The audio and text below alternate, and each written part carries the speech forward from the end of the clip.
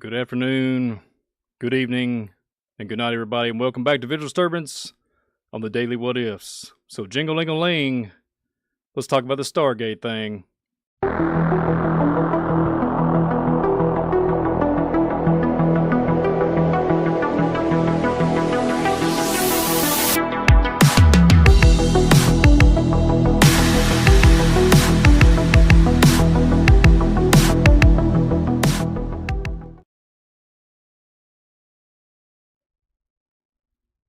Welcome everybody back to Visual Disturbance. I'm your host, Brian Reese, and I've got one question for you guys before we get into tonight's program.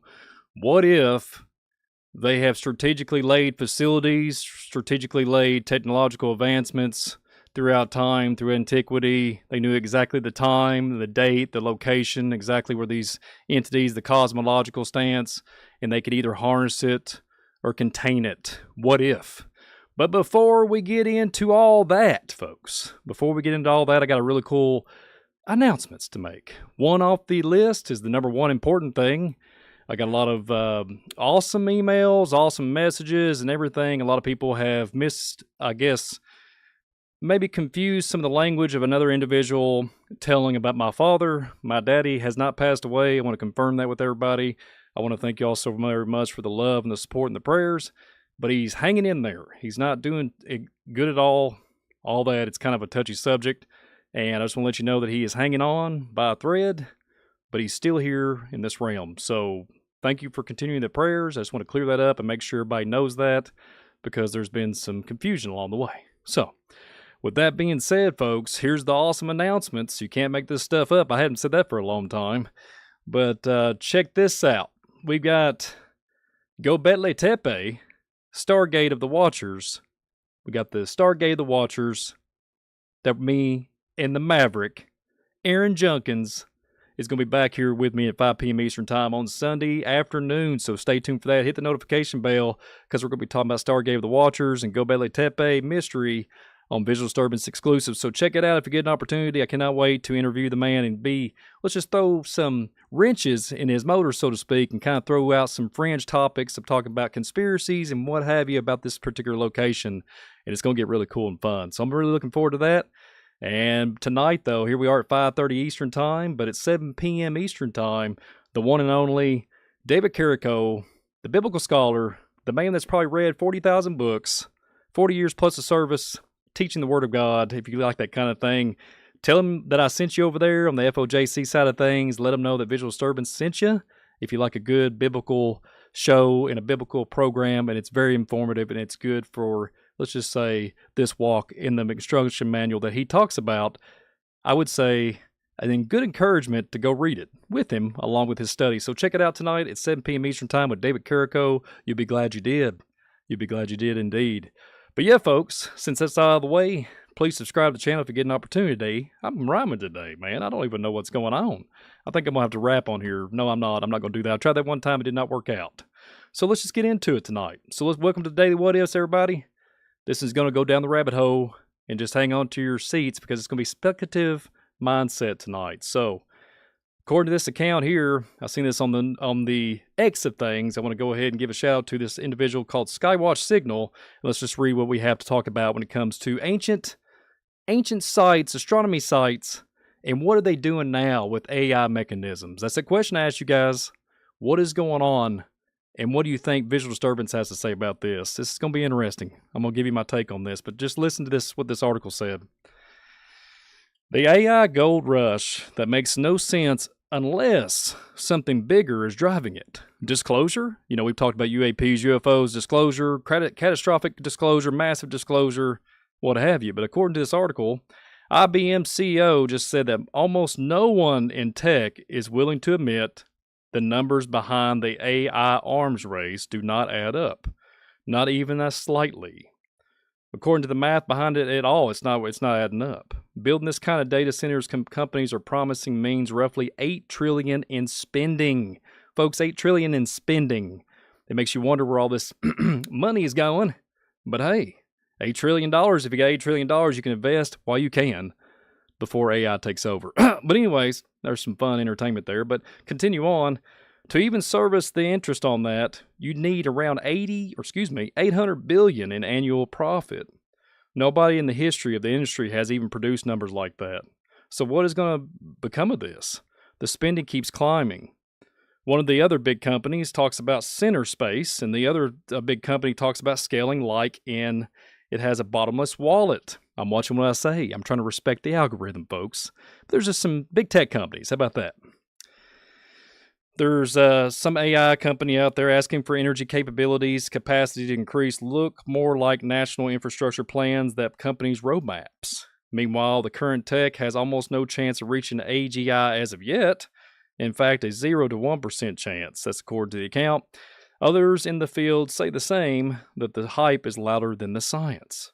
So if the people run the show know the math doesn't add up, why push this hard right? Why burn trillions on a dream that quietly says it's impossible with today's tools? This is where the disclosure angle becomes impossible to ignore. When money looks irrational, the motive usually isn't one of the surface. Maybe it's a national security or energy. Maybe it's something tied to classified research that demands the scale. Whatever it is, the public story and the real story do not match up. And certain people that run this thing, and it doesn't mount up the evidence, you realize looking in the shadows of something bigger.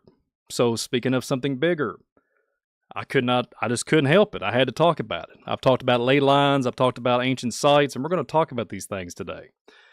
So, ancient sites, AI mechanisms right now, they're building these AI infrastructures all over America, all over. And they take around, I've seen the statistics of 1 million gallons of water a day to run these huge facilities. So you ask yourself, are they strategically laid on a strategic ley line or a strategic land source that has either a lot of minerals underneath the ground, starts with an L, and stuff like that, those mechanisms? What if? What if, folks? So, where is the multi-trillion-dollar question? So we have the spending option here. Tech giants are pouring unprecedented trillions into AI infrastructure. The disconnect, CEOs are publicly doubling the intimate financial ROI. Why build it if it doesn't pay? The conspiracy behind it, what if this isn't chatbots? What if it's a digital containment vessel? Makes you think of Ghostbusters. Makes you think of Stranger Things. I don't even know what to say, folks. We're kind of going blurry when it comes to spiritual, digital, and physical. So it's getting a little crazy out there in our environment. So, containment vessel, indeed. Historical precedent, the NSA prison program proved data centers were built for, I'm not going to say it there, but it's on the screen, but not for service. The what if in this is, are they building the hardware to catch a signal that hasn't arrived yet? Well, we just talked about this the other day on another program. It wasn't a daily what ifs. We was talking about 3 Atlas, and it's pulsing and doing a little dance and waving at us as it goes by and turns around and does a U-turn. Okay? Sarcasm inserted. So, when you go on and think about this and you think about the what if, so what if they have done this through antiquity? What if this is something they done back in the 1950s? Okay? So does anybody remember, if anybody's out there that's in your 40s plus, y'all know what I'm talking about. Y'all see those floppy disks. Y'all see those little miniature computers that was in y'all's, if you had a desk, if you had an office. But if you was in school and what have you, they had floppy disk and you could barely get an IBM or anything to work. And they even had some Macintosh computers back in the day. That was highly interesting when you talk about the rainbow concept and the biblical narrative. And they used to have it on the Apple. So that's kind of strange. And they changed over to darkness, the dark side of the moon. Insert the apple with the dark insignia. It's kind of strange, but hey, what do I know? So, speaking of these ancient places, about 1955, 1954, we talked about this. CERN was fully operational by 1955, but guess what? Speaking of IBM, they had these huge centers, these big facilities, way before they had it compact on your, let's just say, computer laboratory or your, not even, 1990s we started getting the internet in some parts of America. But back in the day, 1956, matter of fact, there was these huge building with capacitors, what have you, and every kind of element that you could ever think of. And it sits there, flashes and everything, and gives you some type of preparated paper and gives you ones and zeros. Okay, and they said it'd take all this energy and everything for these facilities, and they had all this computing power, but none of the public had the means to have it. So, was they extracting it from these Earth energies? It's yet to be determined. What if? So you have this big IBM machine. Okay. Well, the 1956 discovery, the tech back then, you had the IBM 305 RA Mac, the first commercial hard drive, a massive stack of disk for just 5 megabytes of data. When you're on the phone, you text somebody, I think 5 megabytes is text. You're going to run out of data real quick, okay, folks, if you didn't have unlimited data. So their technology has advanced in some shape or form. I don't know if we can make it through the day with 5 megabytes. Y'all feel me? So the timing on this emerged suddenly post WW2 alongside the boom in radio astronomy and Operation Paperclip. What if the circular design mimics ancient calendar star charts? And then I was thinking about, was this a transistor invented or re-engineered ingenuity engined from a crash retrieval? You know how we talk about that many times here on the channel. Crash retrieval situations, did they reinvent it with a human flavor? Who knows? But there's that. So 1956, it starts working, starts jamming out. You know, we barely have TVs with rabbit ears in your home. And everybody's literally oblivious to this. And they're building these, listen, remember I was talking about AI structures and nothing under the sun. We mentioned that many times on the channel. You have these big facilities, right? These big facilities, 1 million gallons of water to run an AI facility. So I asked myself, I said, is this happening again? Is this happening over and over and over through time? Is it? So that's the question. So what if they was doing the exact same thing and something to that magnitude, now they just put either a plaque up, put blacktop up, whatever it is, and they say it was a relic or whatever, because we have so much advancements. The technology has advanced 10-fold or 20-fold, probably a billion-fold since the days of the 50s. But I thought it was interesting to point out. So you have this anomaly with the 1956, so we have this what-if moment again. And what if these old computer facilities that IBM made back in the 1950s, this massive sage black houses, were not just for defense, but they windowless, reinforced concrete cubes of the house that housed the ANFSQ7, the largest computer ever built. But why built the infrastructure for a data grid years before the internet existed? And then the query on that, did they know exactly the right time, the right location, just like I mentioned earlier at the beginning of the program? Was it precognitive architecture designed to catch a signal that was already on its way? Interesting, right? So those of y'all know that followed me for a long time, I love rock shelters, I love local things, local archaeologists talking about different things. Recon missions and everything back in the 1900s, talking about the Nephilim, the Raphaim, and all these characters throughout the antiquity days and back in the days of Noah 2.0 now. But talking about precognitive agriculture too, but architecture, this is the next thing that made me think about things. I thought about ley lines, structures, facilities, modern day times, technology that we think we have that's advanced. So we have stone circuits, ancient servers. So just hear me out. It's just a concept when I mention the terminology there in that manner, but just stay with me for a little bit. So let's just have fun here for entertainment purposes only. The processor. Y'all have heard me talk about Chichen Itza. Chichen Itza was built on absolute astronomical precision. Okay, so the snake shadow marks the equinox, a specific data input time. So there's a serpent that goes down. And we're going to be talking about Kukulkan and all that here in a second. But then also you have conductors like standing stones, okay, positioned in a magnetic ley lines. Granite is rich in quartz, the exact same material used in modern microchips to regulate frequency. So what if they didn't need wires because the Earth was the motherboard? There's some hypotheticals here, but there's a what if, okay? This is for fun entertainment purposes only, but with informative.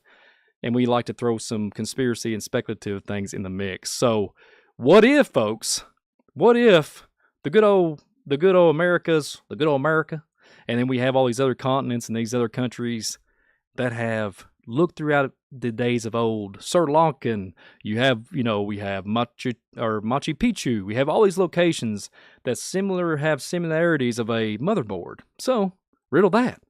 I guess the technology was so large, I'm not even going to go there. It was on a gigantic realm of Atlantean knowledge. Sarcasm again.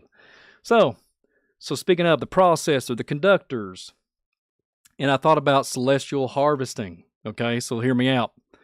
So not only do we have the aurora borealis all over the sky, it's coming down to Florida. It's all over the place. I've never seen it. It's been coming around. I mean, people local area, people, rookie astronomers are going around trying to make something happen. They're like, dang, I can't believe this has happened.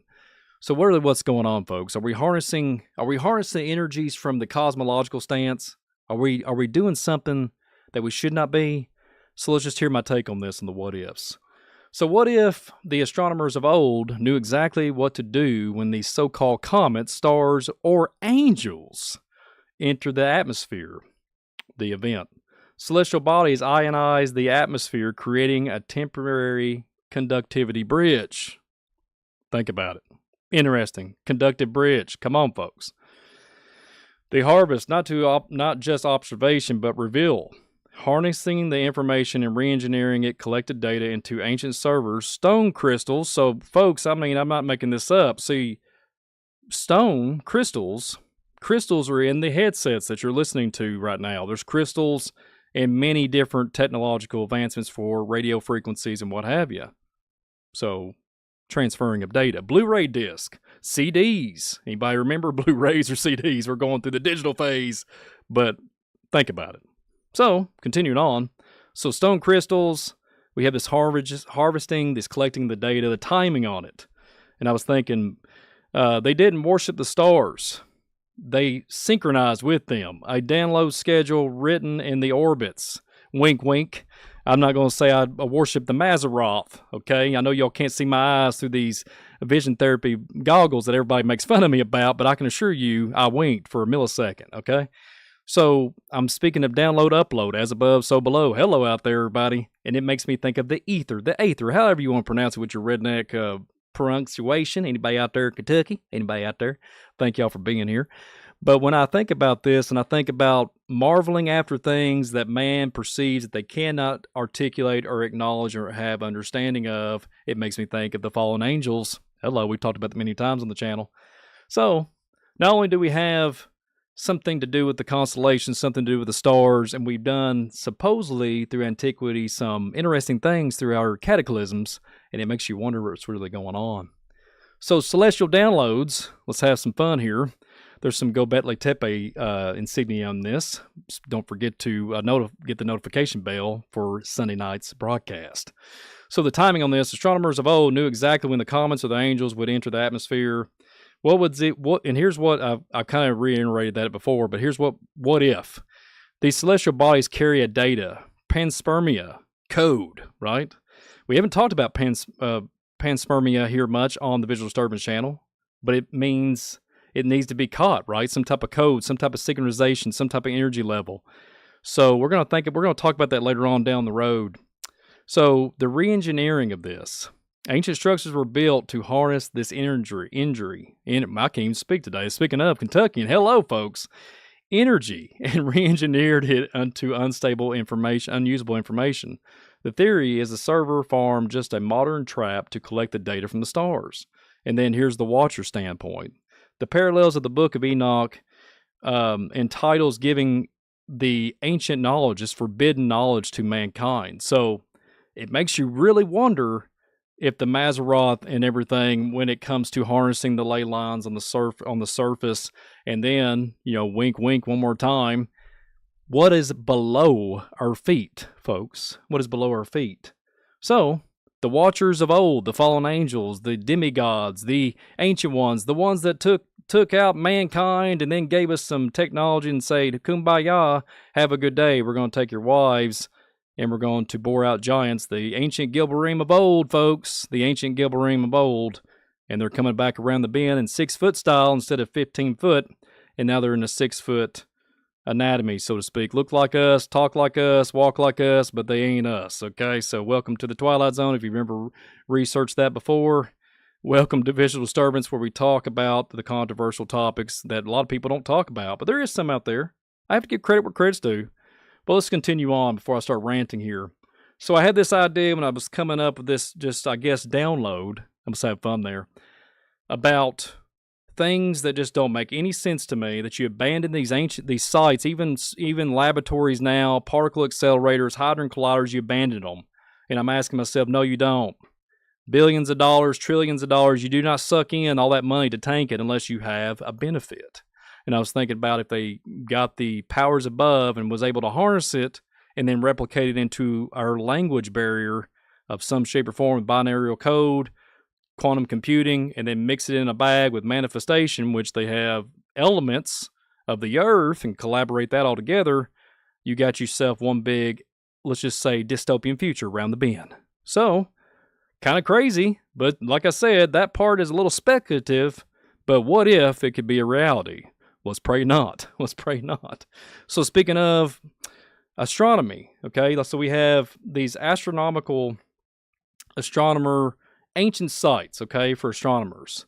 And this next one on the list is kind of interesting to me because I thought about doing a single show on it one time, but we're going to talk about it today.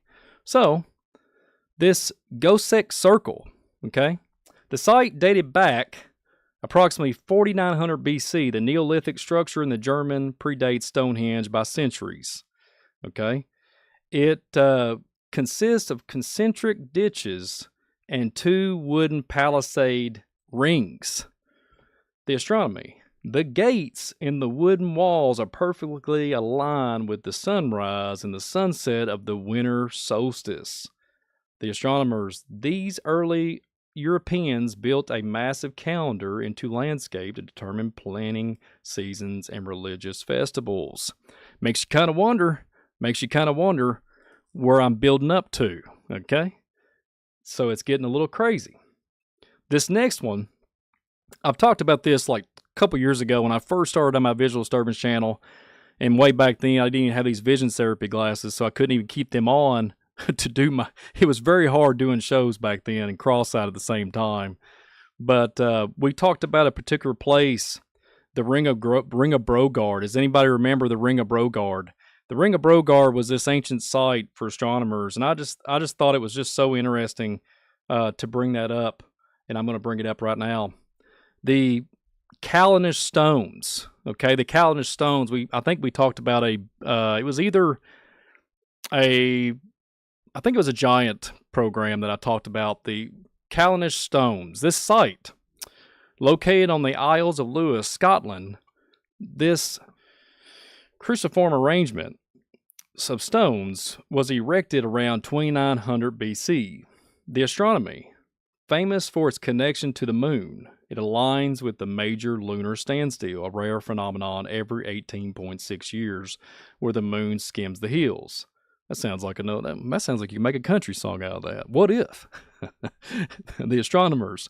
They suggested these builders track celestial cycles spanning decades, requiring multi-generational knowledge. So think about the Tower of Babel. Think about the delegation and being delegated of ancient knowledge. And why would you take and stand up stones like this if you didn't have anything that you're trying to harness? I mean, have y'all ever seen electroculture out there, folks? When you take some, a little garden, a little fence post, a little copper, a little spiral, stick it in the ground, see what happens. Coming from Kentucky, boy that knows a little thing about planting seed, okay? So, just electric current, okay? Help things grow, okay? Down here in the South, a little planting some things and a little copper. I actually got to try it next year. I haven't tried it, but I know it works. Hello out there. But yeah, so we have these places that are just so unique and so interesting to think about. So, here's another one. This one is Machu Picchu. We mentioned this one earlier. Machu Picchu is a really interesting site talking about Nephilim and giants. But today this site we're going to talk about is the high in the Peruvian Andes. The Inca citadel was lost to the outside world for centuries. The astronomy. The Incas worship Inti, okay, the sun. The I'm pretty sure if you can say that 5 times, Inta Tuatana. How about that, folks? How about that? Maybe it's a little butcher there, but Inta Tuatana. Say that 5 times in a row. Stones sit on the top, or excuse me, at noon on the equinoxes. The sun sets directly above it, casting no shadow. The astronomers, they integrate their city with the cosmos, framing the constellations like the Pleiades through windows and stones. Interesting. Interesting. Remember, men don't make things right, okay? We do different things sometimes. We take stuff that we don't understand or perceive to be, let's just say, something to be used, and we break it and crash it and turn it into something different, put a bolt in it, okay? We're talking about something here from the cosmos, the ancients of the old days of angelic power, spiritual, whatever you want to call it, ancient keys to the code city. But this one is going to get me on this next one. So if you ever seen, well, let's do a Chichen Itza. We spoke about Chichen Itza earlier with the processor. There's an ancient place, and it's talking about Kukulkan. We was talking about Kukulkan earlier. And this other site that we're getting ready to show here, let me pull up the slide here. It's a little stuck. But El Castillo. Okay, so we have this El Castillo site. This site is a massive step between a pyramid in Mexico dominated by the temple of Kukulkan, the feathered serpent deity. The astronomy, the pyramid is physical calendar. It is a 91 steps on each side of 4 sides, plus the top platform, and it equals out to be 365. Imagine that. The phenomenon during the equinoxes, the sun casts a shadow representing the giant serpent slithering down the pyramid, like I alluded to earlier. Isn't that interesting? We can't even make anything. We don't even know how to, it's hard to even navigate and do something specific things, just task on the ground. So how are we going to pull this off now in today's time without a little help from the AI mechanism? Come on now, a little AI for everybody. I'm on one tonight, folks. Welcome to David What Ifs. So, speaking of, in my mind, I'm thinking about Kukulkan and all these ancient sites, and what if they're built on these power sources where there's mercury, just like this site here that we just showed up on the screen. It's full of mercury, and it's got a ton all around it. They've done so many different tests on there's mercury all over the ground, and it made me think, what was that song? Here's from, I didn't mean to throw this out here, but I'm going to throw it out here. But in Kentucky, I used to sing it all the time.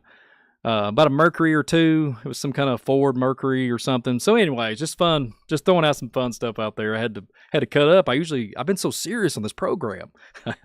But yeah, Chichen Itza and back over here at the pyramid. Mercury is everywhere, and you have to think about, you have the iron, you have these different, you have silver, copper, all these different phosphorus, everything, the cobalt, all over the state of Kentucky. So what if there's a bunch of pyramids in Kentucky? I've got places that I've looked at. There's 3 sites that I think that it is. But like I said before, and like I say many times here on the channel, what if?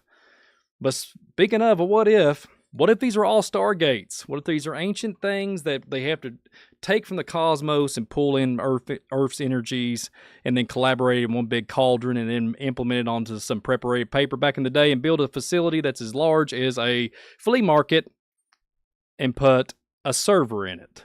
Think about it. So what if we got a Stargate protocol, right? Stargate protocol. That's why I titled the concept. Stargates aren't physical doors. They are frequency doors. And the key, I think I want to point this out. There's a lot of folks right now in the UFO community saying that we don't have the certain key. They specifically say those terminologies. Some of the higher ups say we don't have the key yet. And I thought about the bottomless pit, Apollyon, Abaddon, all that good stuff in Revelation in the biblical narrative. Check that out in the KJV version. It'll make you think. But yeah, speaking of protocols, and I thought about the key, using astronomers to pinpoint exact coordinates of energy to the celestial grid. The celestial grid. Crazy times, right? If you watch me many years, we've talked about certain things in the sky. And just recently with Miss Beatrice, with the astronomer, she spoke about a grid up on above us in the airwaves. So what if? So the Project Stargate, we talked about this before, the 3-letter agency, proved remote viewing, mind travel works. The upgrade, we will replace physics with supercomputers. We are now building machines powerful enough to calculate the opening sequence. And there's the what if moment. What if the internet is just a primitive version of this universal connection? Hello out there, everybody. It is insane. So we're talking about processors, conductors, and all that, and looking at Earth's energies and motherboards and all these ancient ways of creating something upon the Earth. Still stuck on this Stargate protocol, the mechanism, right? When we have the what if, Stargates are used to harness the stars and get information, not magic, but application of resonance, frequencies to open portals. They're talking about frequencies here lately, folks. NASA's talking about portals on the Earth, and they're studying them. Go ask David Pilates, okay? Go ask the Bigfoot researcher. I think he's what is it, forensics? I think he's done a lot of things with law enforcement. Go check it out. He's done a really cool job on the 411 series. But anyways, speaking of the mechanism and the coordinates, so using astrology and astronomers not far for horoscopes, but to pinpoint with coordinated exact points of energy, a GPS for interdimensional data transfer. The grid, the ley lines are the cables, the temples are the terminals, the ritual is the login script. Think about it, folks. Like I've said in the last program, we are the users. They need us. We don't need them. Think about it. Or we are in the fallen state just as much as they are, but we came from the earth. Well, excuse me, we came from the garden, and that's yet to be determined where that's at. But I think I know where it's at. But we fell from that place, and we are in these physical bodies that are very fragile, and these fallen angels and angelic beings are just a little bit superior than us in intellect. They've been around for a lot longer, okay? Welcome to transhuman phase coming around the bend in Noah 2.0 world. But that's not for the program here. So speaking of CERN, speaking of the grid, speaking of conductors, speaking of processors on the ground, speaking of water sources, think about this just recently, this is fresh. Literally, CERN detects a particle called the tetra quark. Tetra quark present in two different locations. So it's a particle that's presented in two different locations at the exact same time. So now we're going to be doppelganger, doppelganger. You know, little fun there when it talks about hadron colliders. I got to get a drink of water. I've drank some coffee in the other cup, and now there's some H2O in this one. One moment. But yeah, so you got doppelgangers, you got twins. You know, Argentina, you know, back in the day, if you look at anything that happened out of the WW2, certain things happened. There was a certain individual in Argentina and talking about twins, and really was excited about twins, like wondering and infatuated about how the twins work. How does that happen? Are they telepathic, telekinesis? Think about it, folks. I'm not going to say his name. It starts with H, but he was deep into it, trying to figure out how those things work with that brainwave pattern. So, hello. Welcome to the Twilight Zone, but apparently that's very, very new, and I wanted to include that in this program tonight. So what if they crack the code and they're using these other places? And I'm going to say it online here. I'm going to try to articulate and try to walk around it in the human stance. You got centers, you got data centers, you got AI centers, you got us centers. There's some fun joking there, but in all seriousness, that's legitimate. And then we have other mini computers that they give us, and all these systems and these hadron colliders all interconnect into one network grid. So hypothetical, it's no wonder they call things windows and stars, and some of the programs are so baffling. It almost, you might as well just say Mazzaroth, the constellations, and talk about every type of mythology character, Greek mythology, whatever. They mix it into the code. It's bizarre. It's a bizarre world. I don't know.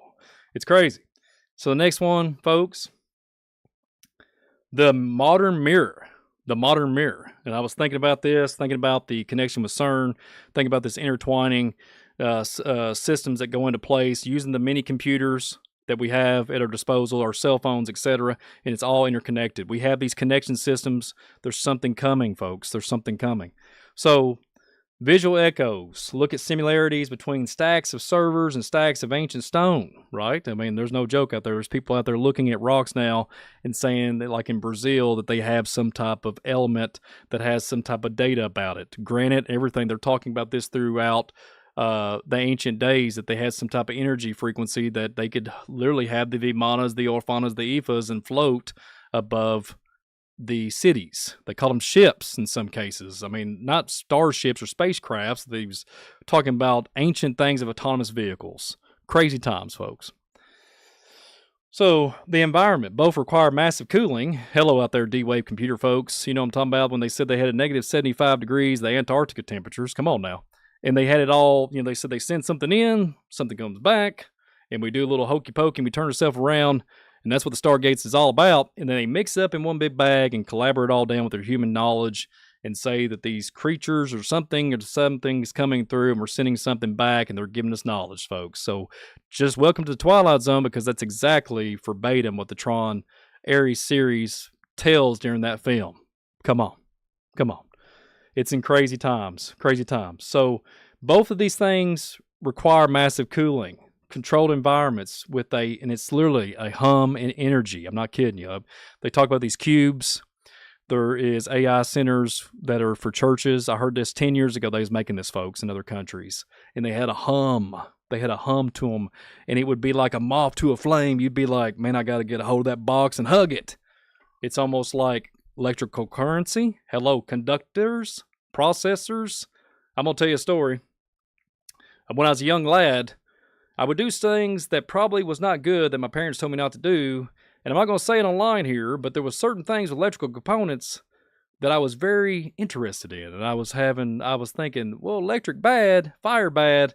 But guess what? Something happened one day, and let's just say I got a little zapped at a young age. And it wasn't nothing bad. It was a fence. Let's just say those terminologies. And you don't want to do that. Okay? If you're from Kentucky, y'all know what I'm probably talking about. You walk right through and don't even see it.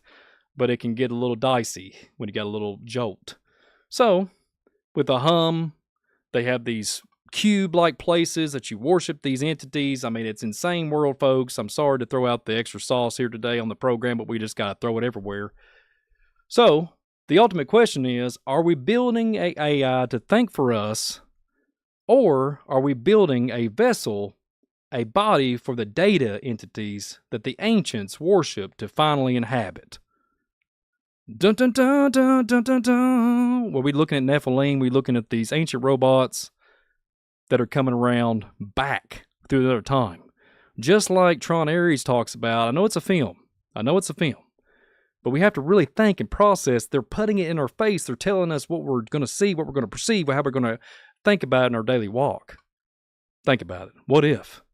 So these ancient we're going to worship them. These entities, these data, they'll have supernatural powers and everything. These ancients worship to finally inhabit it. Inhabit what? So I began to wonder, body snatchers on steroids out there. Wink, wink. Maybe y'all know what I'm talking about. But speaking of the offering, the trillions of dollars in gigawatts of energy are the modern ritual offering. Is that what it is? Think about it, folks. Just think about it. On a quantum level, if you take bovine blood, this is how I'm going to play it. According to the Skinwalker Ranch folks, they seeing some type of levels of quantum physics or quantum entanglement, something that is changing the molecular scale of the airwaves. Okay? So think about what I said earlier through the program. Water, conductors, processors, earth energies, rocks, certain things. But hello, folks. We're walking around all this. So what are we? What are we? Think about it. If you don't wear a certain type of clothing, linen and cotton, and there's something called static electricity, there's frequencies, I'm going to watch what I say here, that can cancel things out. You can add a positive and negative together, but guess what? If there's another one, another energy, right, another electrical current, let's just face it, folks, our brains fire off neurons. Let's just face it, folks, we have a certain type of frequency in our bodies. But I can assure you that the creator of all things, the Godhead, the Almighty, created us in his image, and we have something that's no longer, let's just think about this. They want it so bad. They want that soul. They want to go down in deep and just take it all over with. They really do. They want the whole thing. They want the whole buffet, and they want to declare war on us. Genesis 3:15, go read it. And think about the Genesis 6 verse 4 narrative when it talks about the sons of God made with the daughters of men. And we're opening these gates. Think about it. It's a what if moment. I'm going to leave you with that. I'm going to leave you with this. What if? What if these things are of ancient antiquity and they have ancient Stargate status and they somehow want to harness that information back again and cause some type of disruption? And what if that's why there's so many earthquake activity, so many types of cataclysms, you name it, any kind of, it'll be coming cold, the great fog that comes and freezes your windshield up. I don't drive no more, but I heard it was kind of chaotic the other day. You have a fog everywhere. We've had fog when it's 70 degrees. We got fog when it's 100 degrees, and things are not what they are seeming in 2025. It's been a crazy, bizarro world, and things are just getting hyped up, more interesting by the millisecond. So, what if all these things for entertainment purposes only, but what if almost all of it, or maybe every single thing that's presented today, what if it's coming to a theater near you? Or if it's already has came to a theater near you, back to antiquity, to the pre-Adamic phase, what if? So, with that being said, I want to thank y'all so very much for being part of this program, this broadcast today. The Daily What Ifs is on its way. But yeah, I just want to thank y'all so very much for being here today. I've had a blessed day. And you know why I've had a blessed day? Two things. I got my computer fixed. I'm semi-healthy, beside the vision thing and the balance issues. But hey, endure, overcomer, that's what it's all about, because this world is going to spit you out like it's crazy. So try to endure to the end, folks, because it's going to get a little rocky. Rocky Bobola. No, just a little rocky out there. But like I say all the time, be of good cheer. The Daily What Ifs are here. I'm going to give a shout out for a few people in the chat here. Johnny Kirk, it's good seeing you. Texas Torah. Come on now, Cody. Come on out of there, Texas boy. Jeff, it's good seeing you. I haven't seen you for a long time. Craig Wolf, good seeing you. God bless you, my friend. Denise, good seeing you. Craig Wolf again. I'll say your name twice. Denise and Brian. That's a good name, man. It's a good, strong name. Endure to the end. That's what I'm saying. And CRF and, yeah, a bunch of other people. Joey. There's a ton of people in the chat. God bless you guys. Once again, I thank y'all so much for being here. So, like I said the other day, this is therapy for me, and I'm so thankful that y'all took the time out of your day. I genuinely mean that. You took the time out of your day, the time out of your evening to sit down with me, get a cup of coffee, and talk about some daily what ifs. So if I could leave you with anything, though, the stuff that we talked about today, it's a little rocky, it's a little shaky, it's a little disheartening, it's a little bit of every single thing that you could think about when it comes to fear, okay? But the good news is we can overcome these things, and this is why I always think about the Garden of Eden and how special we was and the imagery of it. And I think about what the days of Noah was back in the day of repenting and enduring and doing all these things. We are still in that same rat race, but guess what? We got nothing to fear. There's no fear. We shouldn't be fearing this stuff. This comes from a dark place. I don't care what walk of life you come from. I don't care what religion you have. We're all human for the most part. And besides those Nephilim guys, but we're all human trying to live here. And we should be better humans and respect each other, teach each other things, and tell them the truth, not tear people down if they don't understand things. So that's why I created the Daily What Ifs. It's a thought-provoking program, and it's just get your gears turning. And I love this series so very much. But with that being said, share this thing out. Hit the like button. Thank y'all so very much for attending with me tonight, and your time is very valuable to me. Like I said, thank you from the bottom of my heart as you guys come on here. And every time I hit that notify bell and they hit that like button, share this thing out, I get to see this big, huge crowd. We just hit over 20,000. We went over 20. I've never talked about this, but we just went over 20,000 subscribers, and I cannot believe that. I just sincerely thank you all. So words are leaving me right now. I'm so thankful and blessed. I cannot believe we made it to 20K. So thank you. Thank you so very much. I could not do this without you guys. So with that being said, Visual Disturbance, Big BR, he is out of here today. The credentials of a milkman, folks. Remember, credentials of a milkman. Retired milkman. But y'all be of good cheer, because the Daily What Ifs are here. I'll see you on the next one, folks. Visual Disturbance, I am out.